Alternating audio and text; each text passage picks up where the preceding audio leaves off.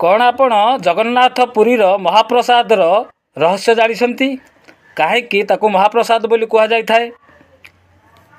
ପ୍ରଭୁ ଶ୍ରୀ ଜଗନ୍ନାଥ ଭାଇ ବଳରାମ ଭଉଣୀ ସୁଭଦ୍ରାଙ୍କୁ ଅର୍ପଣ କରାଯାଇଥିବା ପ୍ରସାଦ ପରେ ଭକ୍ତମାନଙ୍କୁ ବଣ୍ଟା ଯାଇଥାଏ।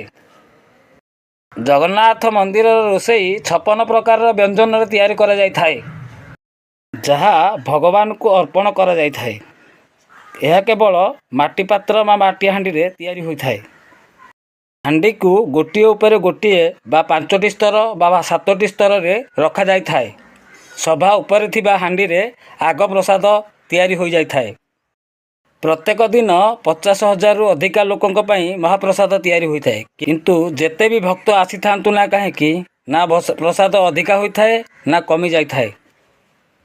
ଯଦି ଆପଣ ଏ ମହାପ୍ରସାଦକୁ ଗ୍ରହଣ କଲେ ଆପଣ ସବୁ ପାପରୁ କ୍ଷୟ ହୋଇଯାଇଥାନ୍ତି ବା ମୁକ୍ତି ପାଇଯାଇଥାନ୍ତି ଏବଂ ମହାପ୍ରଭୁ ଶ୍ରୀ ଜଗନ୍ନାଥଙ୍କର ଆଶୀର୍ବାଦ ଲାଭ କରିଥାନ୍ତି।